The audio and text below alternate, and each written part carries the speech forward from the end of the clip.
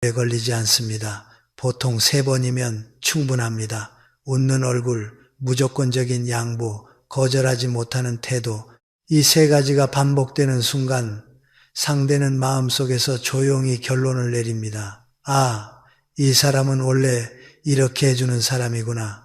그때부터 여러분의 친절은 선물이 아니라 기본값이 되고, 기본값이 된 친절은 시간이 지나면 권리처럼 취급됩니다. 가장 억울한 건 이겁니다. 내가 진심으로 베푼 것이 상대에게는 고마움이 아니라 당연함으로 바뀌는 순간, 가족 관계에서도 흔합니다. 필요할 때만 찾아와 손주 봐달라, 돈 좀 빌려달라 말하고 정작 내가 아프거나 힘들 땐 모르는 척하는 장면 말입니다. 친구도 마찬가지입니다. 내가 먼저 연락하고 내가 밥을 사고 내가 챙기면 그땐 웃습니다. 그런데 내가 부탁할 일이 생기면 미안, 요즘 바빠라며 슬쩍 빠져나갑니다. 나는 좋은 마음으로 시작했는데 남는 건 상처와 자괴감 뿐이지요. 여기서 많은 분들이 잘못된 방향으로 대응합니다. 속이 상하니까 감정을 쏟아냅니다. 내가 너한테 어떻게 했는데 이럴 수 있어. 따지고 서운함을 말하고 목소리를 높입니다. 그런데 현실에서 말로 바뀌는 사람은 많지 않습니다. 오히려 상대는 마음을 닫고 왜 또 잔소리야라는 반응으로 돌아서지요. 그래서 저는 다른 길을 말씀드리고 싶습니다. 화를 낼 필요도 싸울 필요도 없습니다. 상대의 태도를 바꾸는 가장 빠른 방법은 말이 아니라 내 행동의 신호를 바꾸는 것입니다. 그 출발점이 바로 이것입니다. 거절할 때 설명을 길게 하지 마십시오. 대부분의 무시는 여기서 시작됩니다. 부탁을 거절해야 하는 순간 우리는 상대가 기분 나빠할까봐, 내가 매정해 보일까봐 이해받고 싶어서 말을 길게 합니다. 아, 그날 병원 예약이 있어서요. 허리가 좀 아파서 오래 서 있기가 힘들 것 같고요. 지난번에도 무리했더니 다음날 너무 힘들었어서요. 이런 설명은 배려처럼 보이지만 관계의 힘의 구조에서는 정반대로 작동합니다. 말이 길어지는 순간 거절은 거절이 아니라 협상이 됩니다. 그리고 상대는 무의식적으로 이렇게 느낍니다. 아, 이 사람은 지금 내 허락을 구하고 있구나. 여러분은 단지 사정을 말했을 뿐인데 상대는 그것을 승인 요청으로 받아들이는 겁니다. 그때부터 여러분은 조용히 을이 됩니다. 왜냐하면 이유를 말하는 순간 상대는 해결책을 찾기 시작하기 때문입니다. 그럼 시간 바꾸면 되잖아. 병원은 다음에 가면 되지. 너 말고 누굴 부탁해. 네가 해줘야 편하지. 이런 말이 튀어나오는 이유는 간단합니다. 여러분이 설명으로 가능성의 문을 열어줬기 때문입니다. 여러분이 길게 말하면 말할수록 상대는 더 확신합니다. 결국은 해주겠지. 그리고 그 확신이 쌓이면 존중은 사라집니다. 무시는 아주 자연스럽게 시작됩니다. 그러면 어떻게 해야 합니까? 방법은 단순합니다. 짧게 말하십시오. 사실만 말하십시오. 결정처럼 말하십시오. 거절은 설득이 아니라 결정이어야 합니다. 그건 어렵겠습니다. 오늘은 다른 약속이 있습니다. 이번엔 제가 맡기 힘듭니다. 이 정도면 충분합니다. 여기서 중요한 건 차갑게 말하라는 뜻이 아닙니다. 표정은 온화해도 됩니다. 목소리도 낮아도 됩니다. 다만 기준을 흐릴 만큼 말이 길어져서는 안 됩니다. 품격 있는 사람은 친절하지만 친절의 경계가 있습니다. 도와주되 자기를 깎지 않고 배려하되 기준을 버리지 않습니다. 그 태도가 상대에게 분명한 신호를 줍니다. 이 사람은 친절하지만 만만하지 않다. 저는 이것을 오래된 나무에 비유합니다. 뿌리는 깊어서 쉽게 흔들리지 않지만 가지는 유연해서 거칠게 부러지지 않습니다. 여러분도 그렇게 하셔야 합니다. 기준은 단단하게, 표현은 부드럽게, 그러면 상대는 본능적으로 조심하게 됩니다. 설명이 없는 그 단호함이 100마디 말보다 더 강한 신호가 되기 때문입니다. 오늘부터 한 가지만 실천해 보십시오. 부탁을 거절해야 할 때 미안해서로 시작하지 마세요. 구구절절 설명하지 마세요. 짧게 말하고 그 다음에는 평소처럼 웃으며 일상으로 돌아가십시오. 그 순간부터 상대는 느낄 겁니다. 아, 이 사람은 내가 함부로 대할 수 있는 사람이 아니구나. 그 깨달음이 생기면 태도는 자연스럽게 바뀝니다. 여러분이 설명을 줄이기 시작하면 상대는 처음엔 이렇게 반응할 수 있습니다. 왜? 무슨 일 있어? 갑자기 왜 그래? 이때 많은 분들이 다시 흔들립니다. 아니, 사실은 하며 또 설명을 늘어놓지요. 그런데 바로 그 순간 다시 예전으로 돌아갑니다. 상대는 확인하는 겁니다. 이 사람 여전히 내 눈치를 보나, 여전히 내가 밀면 넘어오나, 그 테스트에 걸리면 무시는 계속됩니다. 그러니 두 번째 원칙은 이것입니다. 화를 내지 말고 조용히 문을 닫으십시오. 말로 훈계하지 말고 감정으로 싸우지 말고 그저 행동의 제공을 바꾸는 겁니다. 이것이 가장 품격 있고 가장 효과가 빠릅니다. 예를 하나 들겠습니다. 어떤 어르신이 계셨습니다. 이웃에 젊은 직장인이 살았는데 처음엔 서로 정이 있었습니다. 출장을 가면 화분에 물을 주고 택배가 오면 대신 받아주고 과일을 사면 나누어 주었습니다. 젊은 이웃도 처음엔 고마워했습니다. 명절엔 선물을 챙기고 주말엔 청소도 도와드렸지요. 그런데 1년쯤 지나자 조금씩 선이 무너지기 시작했습니다. 택배를 어르신 집 주소로 미리 말도 없이 보내놓고 연락하면 아, 그거요 하며 늦게 찾아갑니다. 고맙다는 인사가 줄어듭니다. 출장만 가면 당연히 화분은 알아서 물 주실 거라 생각합니다. 어르신이 깨닫습니다. 내 친절이 당연한 서비스가 되어버렸구나. 여러분, 이때 사람들은 보통 두 가지 실수를 합니다. 첫째, 폭발합니다. 내가 너한테 어떻게 했는데. 둘째, 더 참고 더 해줍니다.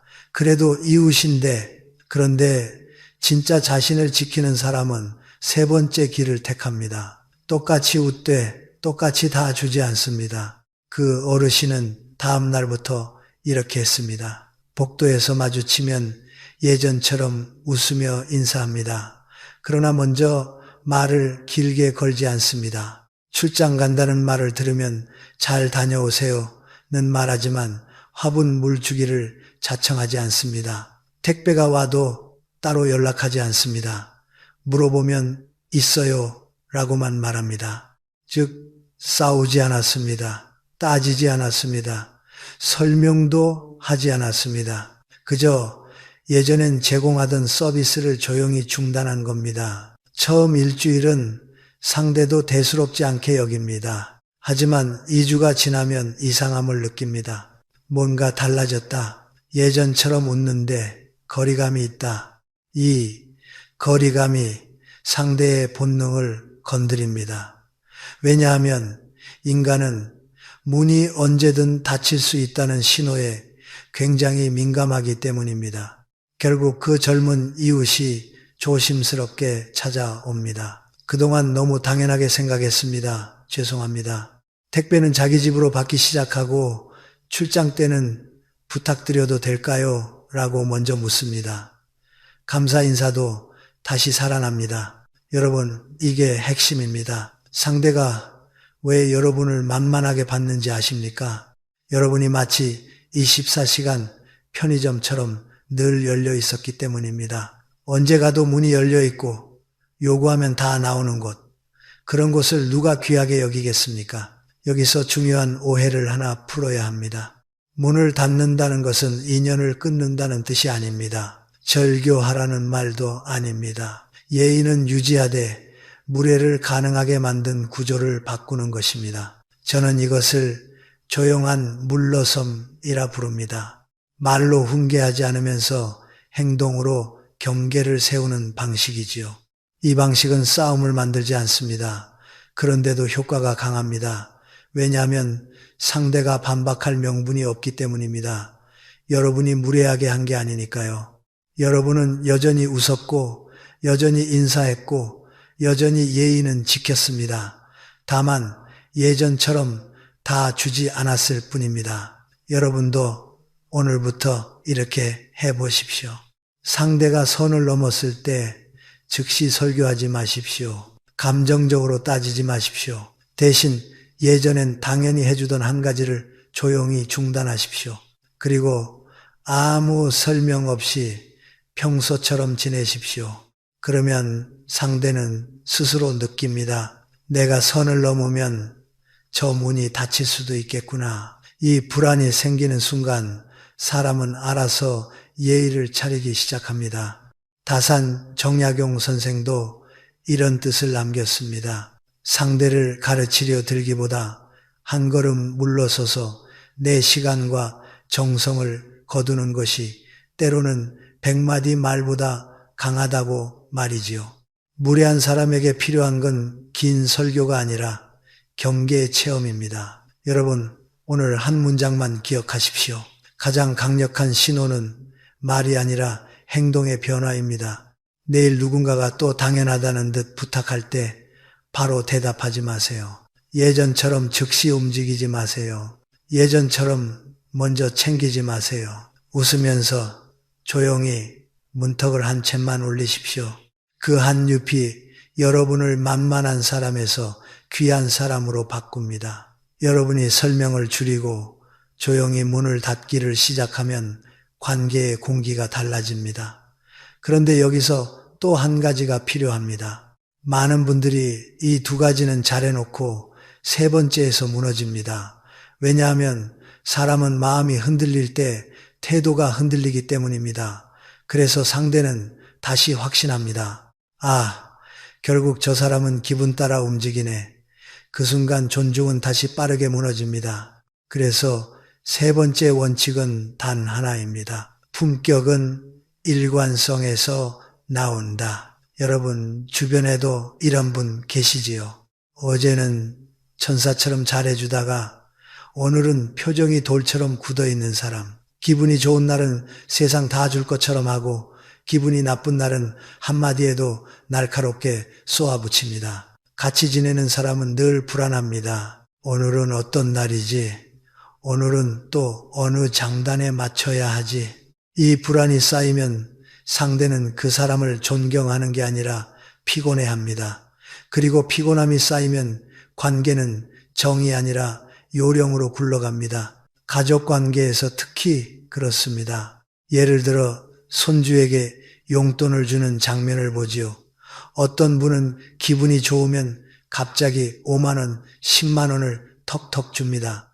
장난감도 다 사주고 뭐든 허락합니다. 그런데 몸이 아프거나 며느리에게 서운한 일이 생긴 날엔 손주가 조금만 떠들어도 화를 냅니다. 시끄러워 저리가. 용돈 달라고 하면 맨날 돈 얘기만 하냐. 손주는 혼란스러워집니다. 지난주엔 다 해준다더니 왜 이번엔 화를 내는지 이해가 안 됩니다. 이런 일이 반복되면 손주는 마음속으로 결론을 내립니다. 할머니는 기분 좋을 때만 가야 해. 그러면 애정은 줄고 계산이 생깁니다. 용돈 받을 때만 웃는 관계가 되는 겁니다. 여러분이 원했던 따뜻한 관계가 아니라 눈치 보는 관계로 바뀌는 것이지요. 반대로 어떤 어른은 다릅니다. 기분이 좋든 나쁘든 늘 같은 태도입니다. 용돈은 정해진 날에만 줍니다. 기분이 좋다고 더 주지 않고 기분이 나쁘다고 안 주지도 않습니다. 몸이 힘든 날엔 이렇게 말합니다. 할미가 오늘은 좀 쉬어야겠구나. 다음 주에 놀러 오렴. 화내지 않습니다. 다만 자기 상태를 담담하게 전합니다. 그러면 손주는 그 어른을 어려워하면서도 믿습니다. 우리 할머니는 늘 그 자리에 있는 사람이다. 이 믿음이 존중을 만듭니다. 심리학에서 인간관계 스트레스의 핵심 요인을 조사하면 놀라운 결과가 나옵니다. 사람들은 흔히 비판이나 무능력 때문에 스트레스를 받는다고 생각하지만 실제로 관계에서 가장 큰 스트레스는 예측 불가능성입니다. 상대가 언제 웃을지, 언제 화낼지 모를 때 뇌는 끊임없이 경계를 세우고 스트레스 호르몬이 올라갑니다. 여러분, 불안은 존경이 아닙니다. 불안은 경계입니다. 상대가 여러분을 조심하는 이유가 품격이 아니라 폭발할까봐라면 그건 건강한 존중이 아닙니다. 그래서 일관성이 중요합니다. 일관성은 곧 기준입니다. 그리고 기준은 감정의 파도 위에 떠 있으면 안 됩니다. 땅에 박혀 있어야 합니다. 오늘 기분이 좋다고 원칙을 무너뜨리지 말고 오늘 기분이 나쁘다고 예의를 버리지 마십시오. 정약용 선생은 흔들리지 않는 마음을 부동심이라 했습니다. 기쁜 일이 있어도 가볍게 흥분하지 않고 슬픈 일이 있어도 과하게 무너지지 않는 것.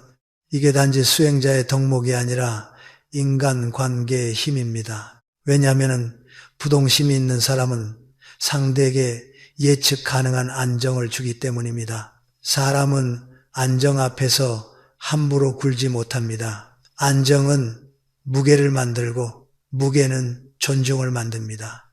여기서 여러분이 당장 실천할 수 있는 방법이 있습니다. 내 기분이 태도가 되지 않게 만드는 작은 규칙을 정하는 것입니다. 예를 들어 이런 규칙입니다.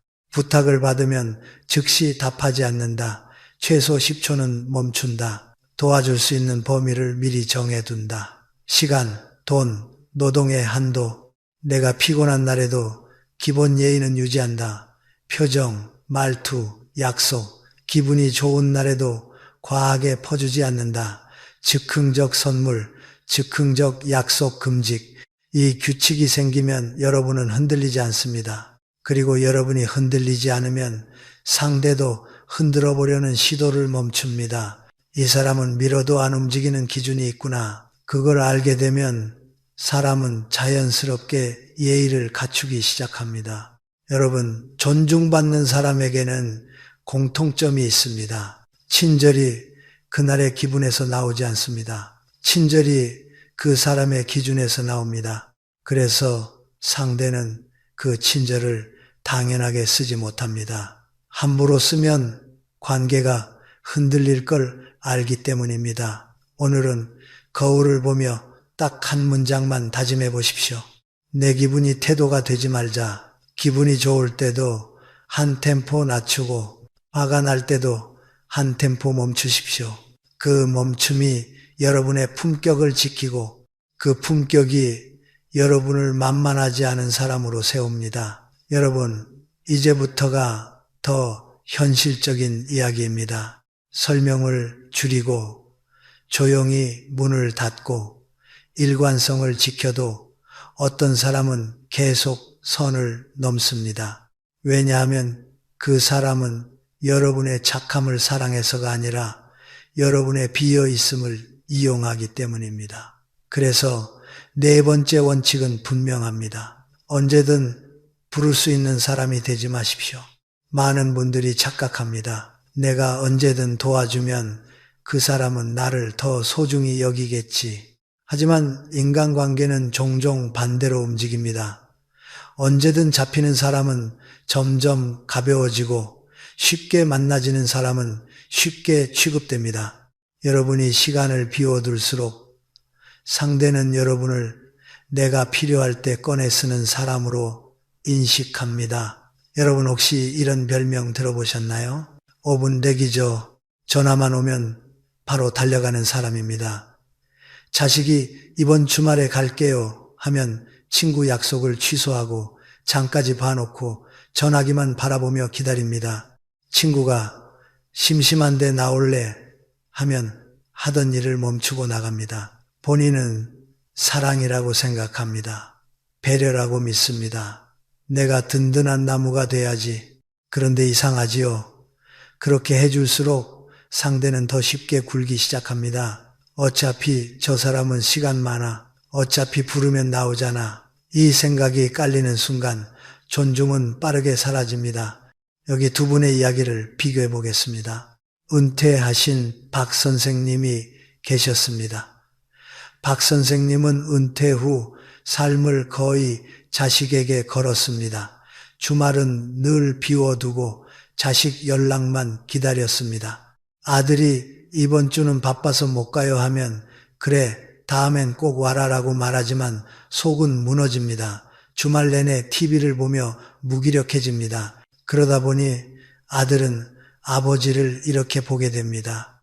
우리가 안 가면 외로운 분, 돌봐드려야 하는 대상. 그래서 갈 때마다 마음이 기쁨이 아니라 의무로 눌립니다. 그 의무가 쌓이면 짜증이 되고 짜증이 쌓이면 관계는 더 차가워집니다. 아버지는 더 눈치를 보고 아들은 더 멀어집니다. 악순환이지요.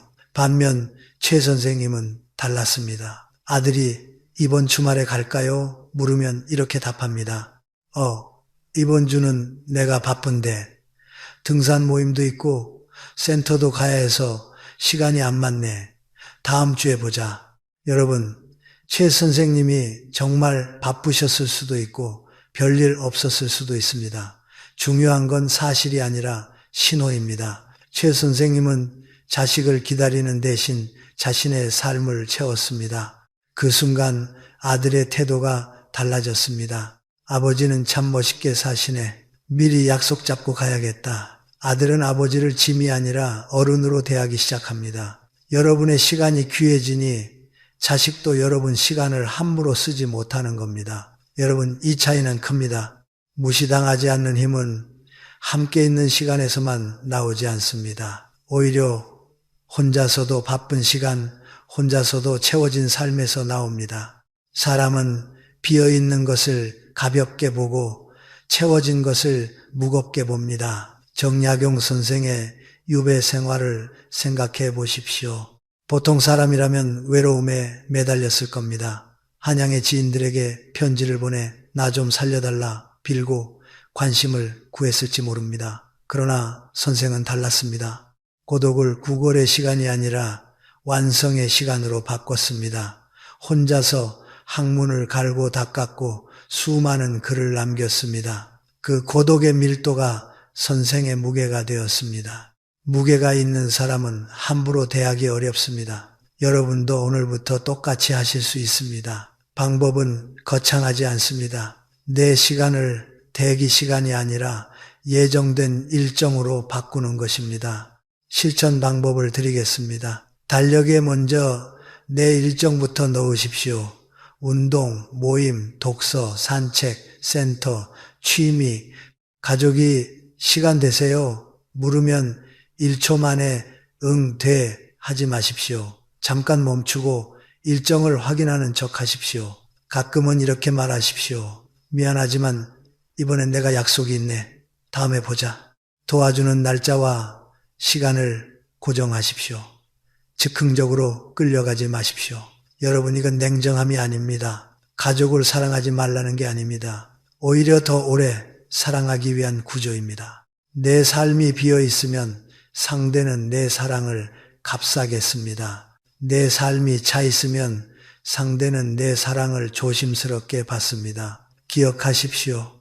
사람은 내가 그들을 필요로 하지 않을 때 오히려 나를 더 귀하게 여길 때가 많습니다. 왜냐하면 그때 비로소 상대는 깨닫기 때문입니다. 이 사람은 나 없이도 잘 사는 사람이다. 그래서 더 함부로 대하면 안 된다. 오늘부터 여러분의 하루를 기다림으로 채우지 마십시오. 내가 먼저 비워놓는 시간을 줄이십시오. 그 대신 내가 먼저 채운 시간을 늘리십시오. 여러분의 시간이 무거워지는 순간 사람들은 여러분을 가볍게 부르지 못합니다. 여러분, 네 번째 원칙까지 지키면 확실히 달라집니다. 설명하지 않고 조용히 물러서고 일관성을 지키고 내 시간을 함부로 비워두지 않으면 대부분의 관계는 바로 잡힙니다. 그런데도 마지막으로 한 가지가 남습니다. 이 한 가지를 못 고치면 아무리 앞에 네 가지를 해도 다시 만만함으로 돌아가기가 쉽습니다. 그것은 바로 먼저 나서는 습관입니다. 먼저 나서는 순간 관계에서 아래로 내려갈 가능성이 커집니다. 이 말이 조금 차갑게 들릴 수 있습니다. 하지만 인간관계의 현실은 때때로 차갑습니다. 내가 먼저 나서서 해주는 친절은 처음엔 칭찬을 받지만 시간이 지나면 의무로 바뀌기 쉽습니다.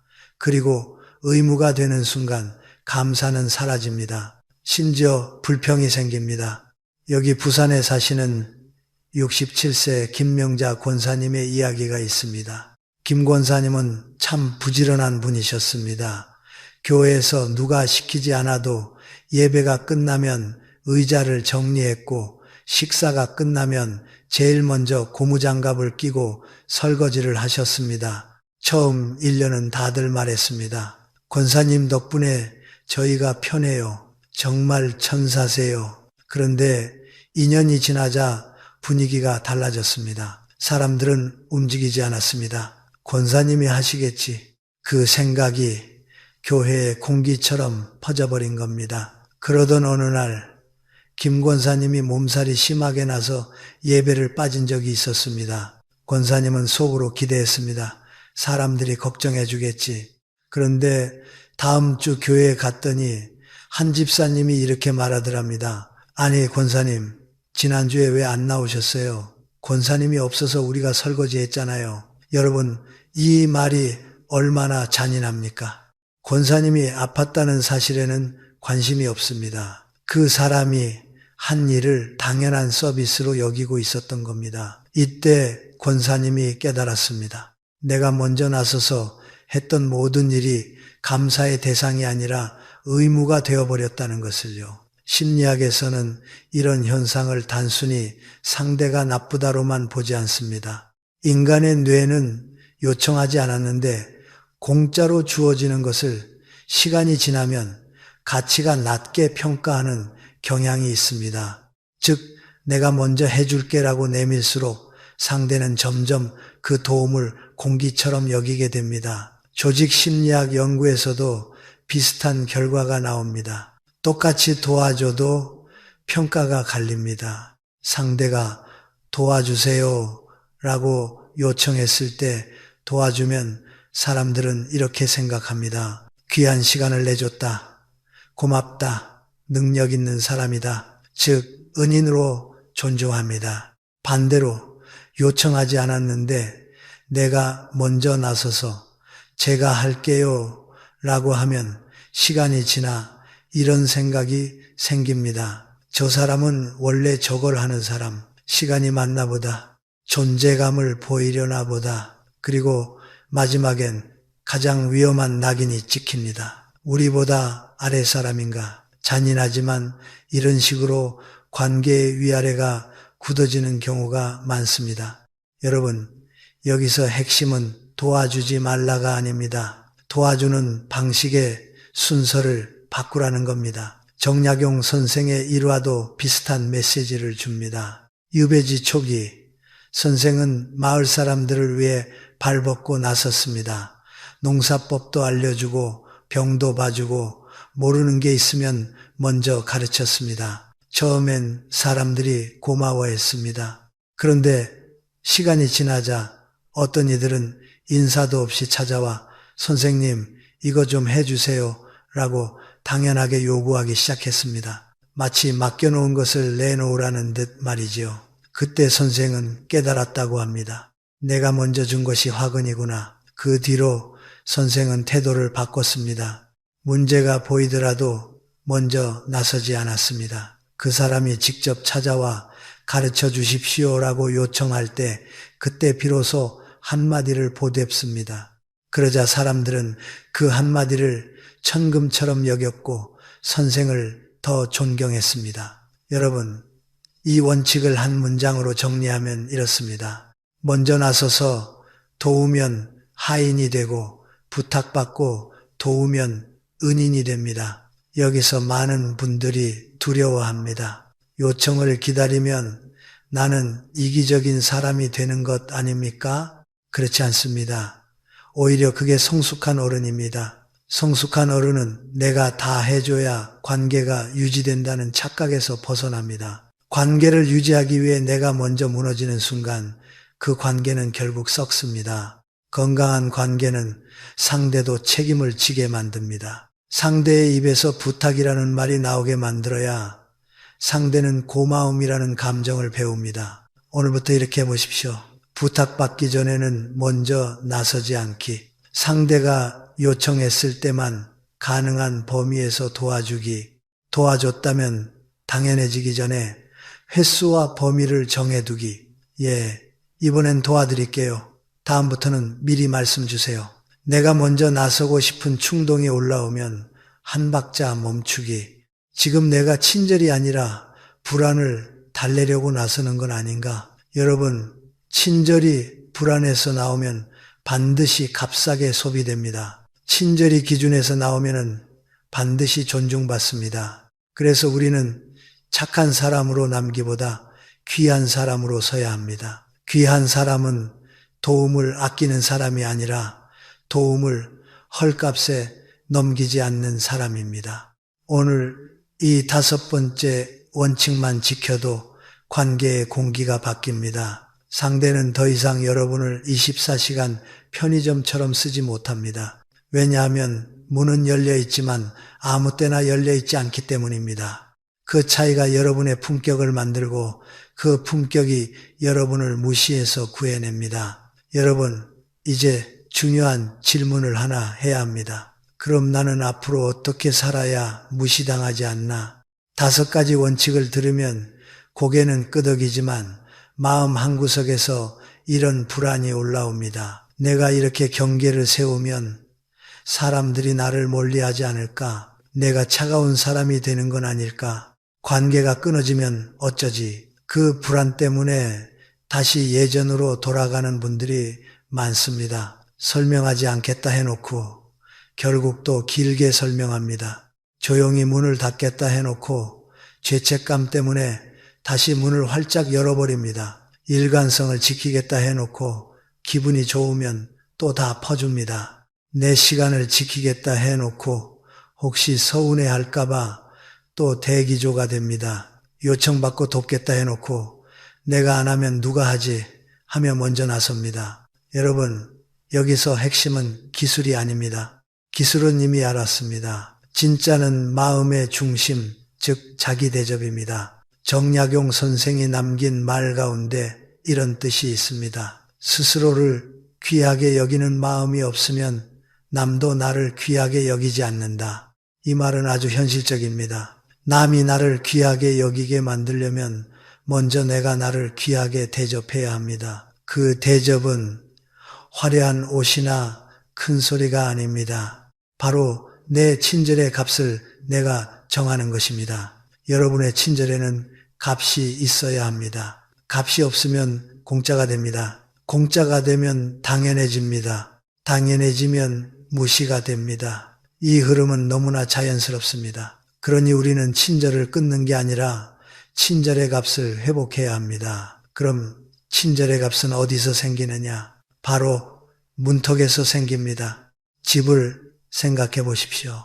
대문을 활짝 열어놓고 아무나 들어오게 하면 그 집은 곧 어지러워집니다. 신발도 그대로 들어오고 먼지도 들어오고 소음도 들어옵니다. 주인이 편해지려고 문턱을 낮춘 건데 결과는 주인이 더 힘들어지는 집이 됩니다. 인생도 똑같습니다. 내 마음의 집, 내 시간의 집, 내 에너지의 집에 아무나 허락 없이 들어오게 하면 결국 내가 망가집니다. 그래서 오늘은 여러분께 아주 구체적인 문턱을 하나 만들어 드리겠습니다. 이건 말이 아니라 생활 규칙입니다. 3단계 문턱이라고 해봅시다. 1단계 문턱, 즉답, 금지. 누가 시간 되세요? 누가 잠깐만 도와줘요?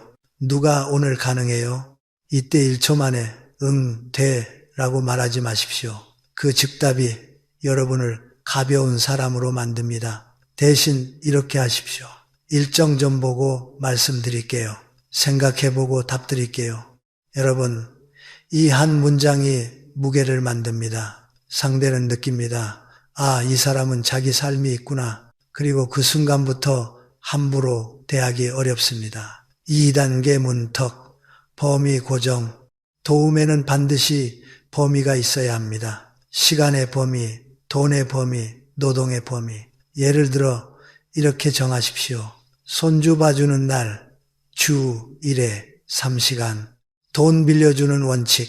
가족이라도 한 번은 가능하지만 반복은 불가. 부탁을 들어주는 방식. 당일 요청은 거절. 최소 하루 전 요청만 가능. 여러분이 이런 기준을 세우면 상대는 여러분을 감정으로 움직일 수 없습니다. 기준은 감정의 공격을 막는 방패입니다. 3단계 문턱, 조용한 중단. 상대가 선을 넘었을 때 여러분은 설명하거나 설교하지 말아야 합니다. 그 대신 예전엔 당연히 해주던 것 중 한 가지를 조용히 중단하십시오. 예전엔 먼저 연락했다면 이제는 먼저 하지 않습니다. 예전엔 알아서 챙겼다면 이제는 요청이 있을 때만 합니다. 예전엔 기다려줬다면 이제는 기다리지 않습니다. 웃음은 유지하십시오. 예의도 유지하십시오. 다만 서비스는 중단하십시오. 그 조용한 변화가 가장 강합니다. 왜냐하면 상대가 변명할 길이 없기 때문입니다. 여러분, 이 3단계 문턱이 생기면 삶이 달라집니다. 그런데 여기서 또 하나 중요한 것이 있습니다. 문턱을 세웠는데도 마음이 흔들리는 이유는 죄책감입니다. 내가 너무한가? 내가 이기적인가? 내가 차가운가? 여러분, 죄책감은 대개 두 종류에서 옵니다. 내가 착해야만 사랑받는다는 오래된 믿음, 상대의 감정을 내가 책임져야 한다는 착각. 하지만 성숙한 어른은 이렇게 생각합니다. 상대의 감정은 상대의 몫이다. 내가 예의를 지켰다면, 내 기준을 세웠다면 상대가 서운해하는 것은 그 사람의 성숙도 문제일 수 있습니다. 그 서운함까지 내가 떠안는 순간 여러분은 다시 을로 내려갑니다. 다사는 관계를 유지하기 위해 기준을 버리지 말라 했습니다. 기준을 버린 관계는 오래가지 못한다고 했습니다. 이 말은 냉정하라는 뜻이 아니라 지속 가능한 관계를 만들라는 뜻입니다. 무너지면서 지키는 관계는 결국 원망으로 끝납니다. 원망으로 끝나는 관계는 사랑이 아니라 거래입니다. 여러분, 이제 마지막으로 한 가지를 분명히 하겠습니다. 무시당하지 않는 사람은 사람을 잃지 않기 위해 사는 사람이 아닙니다. 자기를 잃지 않기 위해 사는 사람입니다. 자기를 지키는 사람이 결국 관계도 지킵니다. 왜냐하면 사람들은 본능적으로 자기 자신을 함부로 하지 않는 사람을 함부로 하지 못하기 때문입니다. 오늘부터 이렇게 다짐하십시오. 나는 설명으로 나를 깎지 않는다. 나는 조용히 문턱을 올린다. 나는 기분이 아니라 기준으로 산다. 나는 내 시간을 먼저 채운다. 나는 요청받고 돕는다. 이 다짐은 상대를 바꾸기 위한 주문이 아닙니다. 나를 귀한 사람으로 다시 세우는 선언입니다. 여러분, 이제 마지막 고비입니다. 앞에서 우리는 설명하지 않기, 조용히 문 닫기, 일관성 지키기, 언제든 부를 수 있는 사람 되지 않기, 먼저 나서지 않기를 배웠습니다. 그런데도 실제 삶에서 가장 어려운 순간이 있습니다. 머리로는 아는데 손이 먼저 움직이고 입이 먼저 열리는 순간 말입니다. 그 순간 여러분을 무너뜨리는 건 기술 부족이 아니라 습관과 두려움입니다. 여러분이 무시당하는 관계에는 대개 한 문장이 숨어 있습니다. 내가 안 해주면 관계가 깨질 것 같아서. 이 두려움이 여러분을 다시 편의점으로 만듭니다. 다시 대기조로 만듭니다. 다시 내가 할게로 나서게 만듭니다. 그리고 다시 처음으로 돌아갑니다. 그래서 저는 오늘 여러분께 관계를 지키는 법이 아니라 더 근본적인 질문을 드리고 싶습니다. 여러분은 지금 사람을 지키고 있습니까? 아니면 사람 때문에 나를 잃고 있습니까? 이 질문을 정면으로 보지 않으면 우리는 계속 착한 척하며 무너집니다. 그러다 어느 날 한꺼번에 폭발합니다. 이제 더는 못해 하고 관계를 끊어버립니다. 여러분이 원했던 건 그게 아닙니다. 여러분은 싸우고 싶지 않습니다. 단지 무시당하지 않고 품격 있게 살고 싶을 뿐입니다. 그러려면 마지막으로 하나를 바꿔야 합니다.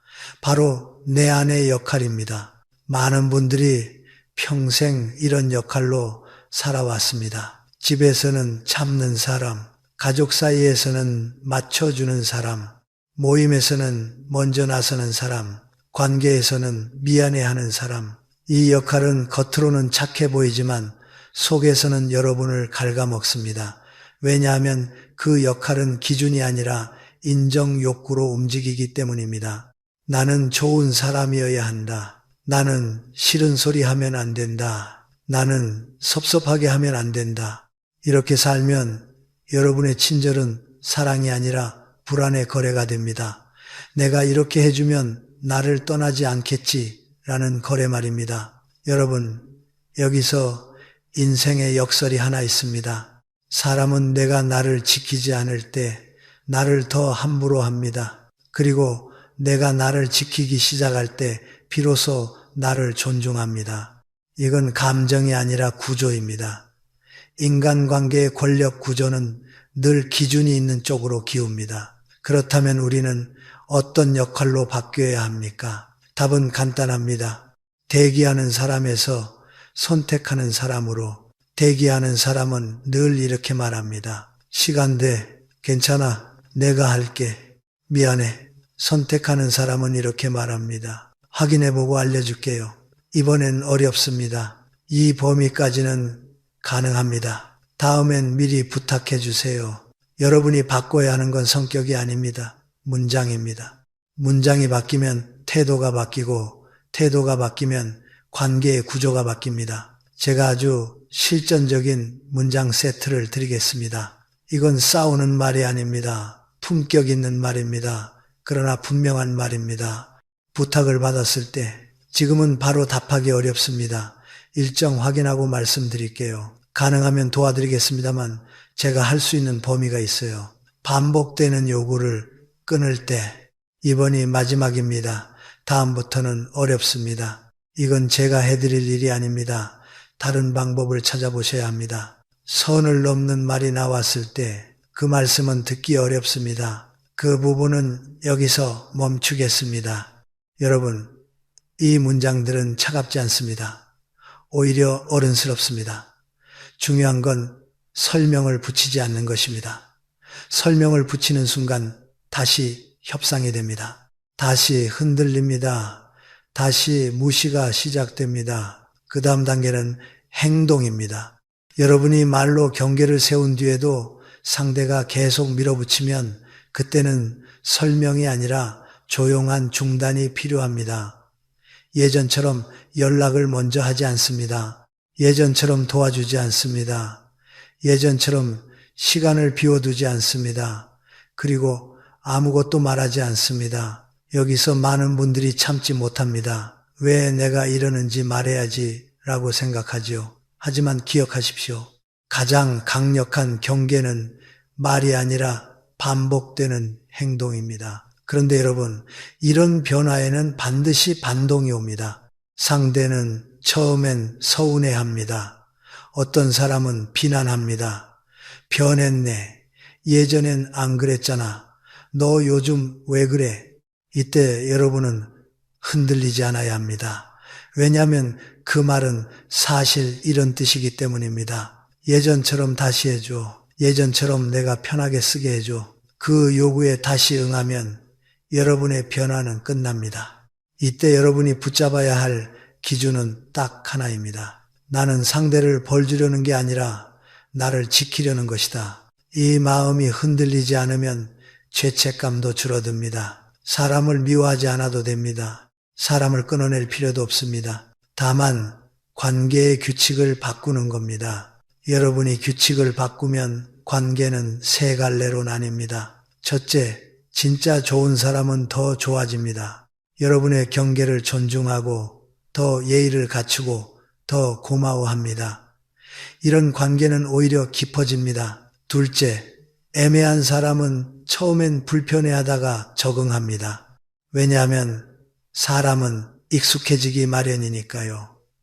여러분이 흔들리지 않으면 그들도 새로운 규칙에 맞춥니다. 셋째, 나쁜 사람은 떠납니다. 여러분을 이용하던 사람은 더 이상 얻을 게 없으니 떠납니다. 여러분, 이게 손해입니까? 아닙니다. 오히려 인생에서 가장 큰 누수가 막히는 순간입니다. 그 사람이 떠나면서 여러분의 시간과 에너지가 돌아옵니다. 그 에너지로 여러분은 더 건강한 관계를 만들 수 있습니다. 정약용 선생은 유배지에서 혼자 있는 시간을 나를 완성하는 시간으로 바꿨습니다. 그 고독 속에서 기준을 세우고 마음의 중심을 단단히 잡았지요. 여러분도 마찬가지입니다. 혼자 있는 시간이 두려운 이유는 그동안 관계로만 나를 채웠기 때문입니다. 그런데 이제는 바꾸셔야 합니다. 관계가 나를 채우는 것이 아니라 내가 나를 채운 뒤 관계를 선택하는 삶으로 여러분 오늘 마지막으로 이렇게 연습해 보십시오. 누가 무리한 부탁을 하면 마음속에서 먼저 이렇게 말합니다. 내가 지금 지키는 건 상대의 기분이 아니라 내 인생의 문턱이다. 그리고 입으로는 짧게 말하십시오. 그건 어렵겠습니다. 다음에 미리 말씀해 주세요. 여기까지만 하겠습니다. 그 문장 하나가 여러분의 품격을 지킵니다. 그 품격이 여러분을 귀한 사람으로 세웁니다. 그리고 그때부터 사람들은 알아서 태도를 고칩니다. 왜냐하면 여러분이 더 이상 대기하는 사람이 아니라 선택하는 사람이 되었기 때문입니다. 여러분, 결국 인간관계에서 마지막에 남는 질문은 이것입니다. 나는 어떤 사람으로 살 것인가? 착한 사람으로 살 것인가? 귀한 사람으로 살 것인가? 많은 분들이 착하게 살다 지칩니다. 그리고 지친 뒤에야 깨닫습니다. 착함이 사람을 모아주긴 했지만 그 착함이 나를 지켜주진 않았다는 것을요. 그래서 이제는 방향을 바꿔야 합니다. 착함을 버리라는 말이 아닙니다. 착함의 형태를 바꾸라는 말입니다.